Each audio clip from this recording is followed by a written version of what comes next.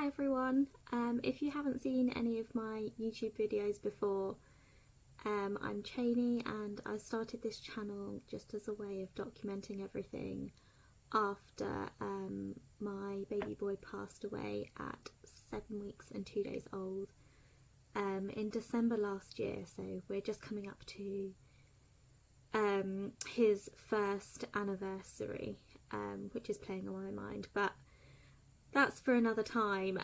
This video is actually for his birthday that has just passed. So his birthday is the 11th of October, and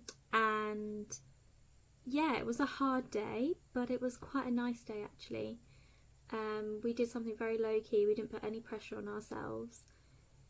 The lead up was probably the hardest part, because even though everyone says not to put any pressure on yourself, the only thing you can do is try and think about everything that you want to do or everything that you would normally be doing, and obviously you can't do that. Luckily my husband wasn't too bothered what we were going to do on the day. We sort of spoke about it and he just said, you just do and organise whatever you want to, I'm happy to do whatever. Which was great, but then on the other hand it made it really difficult because all the pressure was on me and I didn't know what to do. If anything, I would have preferred somebody to say, look, do this. But obviously there's no rule book, there's no guide to this. When your baby dies, nobody, well, people do give you advice, but sometimes that's not very helpful. But the only thing you can do is share your experiences with other mums that have lost their babies, and try and help each other that way. But then that's so different. I heard some stories of things and I thought that's really lovely, but it's just not right for me, it's not right for us. But eventually we did decide on what to do.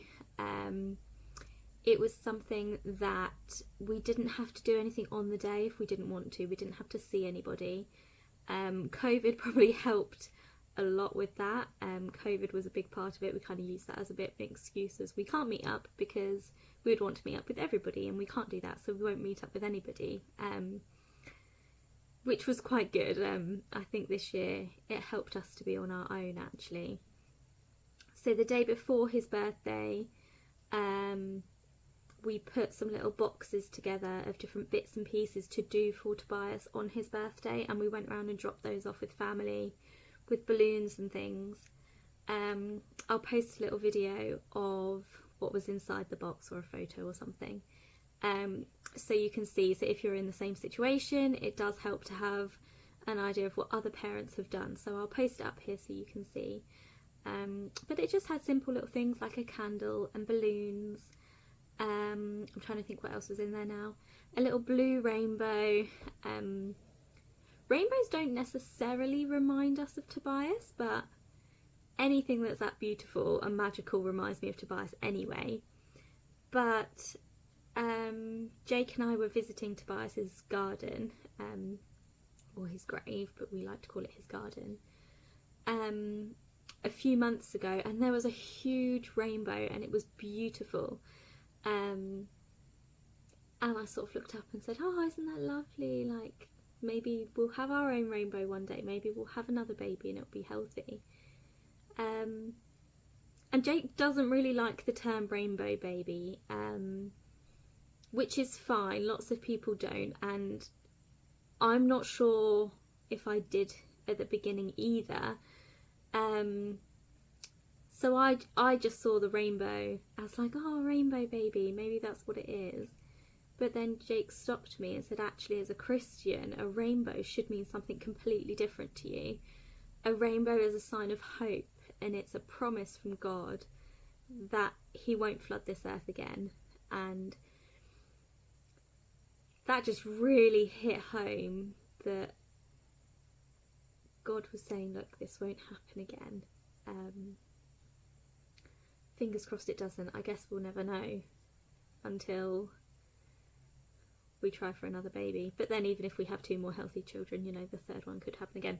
But let's not think that far ahead. It's one day at a time. So yeah, we saw a rainbow, and anyway, I just thought it was a nice token to put in Tobias's birthday box. Cupcakes and tea. If you don't follow me on Instagram, then you probably won't know, but on the 11th of every month, I try and do a tea for Toby, which is just 10 minutes in your own home, wherever you like. Just have a cup of tea and just be mindful, have a moment and just think of either a loved one or Tobias, or if you know of any babies or any families that are struggling with infertility or baby loss or miscarriage, just take a moment on the 11th to just pray and to think about the babies that can't be with us and the people that can't be with us. We do that on the 11th of every month, so it only seemed right to put in some tea bags and a cake to have tea for Toby on his birthday. So that was in there.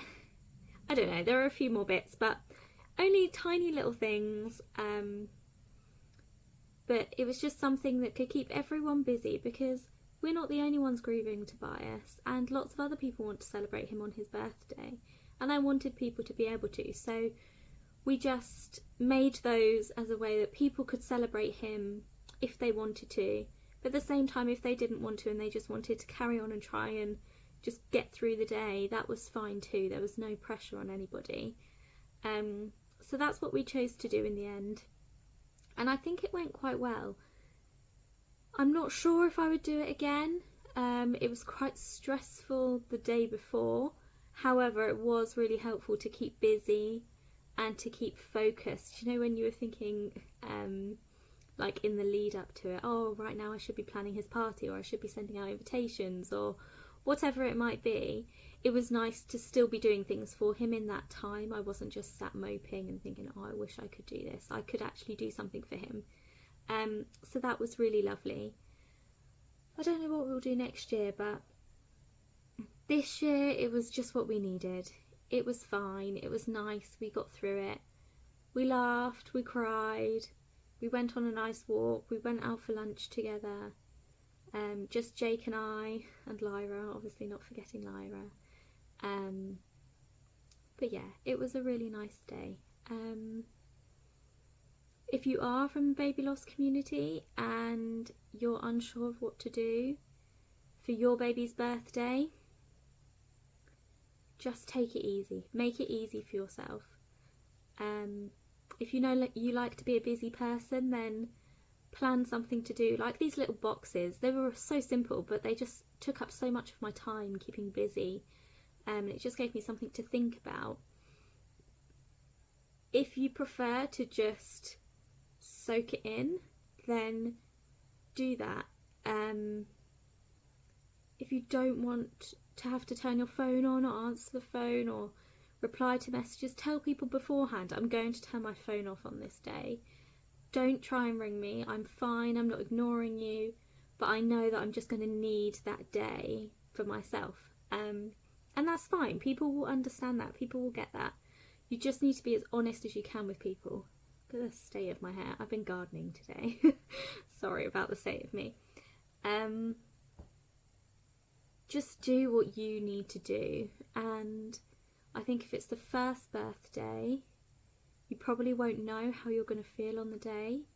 So maybe make a plan, but tell everybody on the day, if I don't feel up to it, I could cancel. And then people aren't sitting around waiting for you all day. They're not anticipating to go out. But it just might be something simple, like, for example, we wanted to do a balloon release at 4 o'clock. So it was in the afternoon. We had enough time to think about it. We had enough time to cancel if we wanted to. And it was something short and sweet that we could have built ourselves up to it and been like, right, now let's do it. Half an hour, let the balloons go, and that's it, finished. So maybe like a short burst of people, and then you can leave and go back home. Because another thing was having people around your house, and then I was like, oh, but if I get fed up with people or emotional, fed up with people sounds really horrible, but emotionally it's tiring to have people with you on a day like that, isn't it? So I wanted somewhere that we could go and then come away if we needed to. So that was quite important for us. Obviously with COVID we never got to do that anyway, so it was fine. But just be gentle, and these are just things to think about. And if you want to reach out and ask any questions about what we did for Tobias's birthday, just send me a message. I'd love to chat to you. I'm not sure how much help I will be, but sometimes talking to somebody that really does understand makes a really big difference. So I'm here if you want me for anything. And if you don't already follow me on Instagram, then I'll put my name tag, whatever it is, in the description box below. So feel free to comment and follow my Instagram, send me a message if you want to. I'm probably better at answering my Instagram messages than I am on here, so yeah, if you want to get hold of me, that's what to do. Thank you for watching, and I will post a couple of videos and photos now of what we did on Tobias's birthday. Love you all, and I hope you have a good week.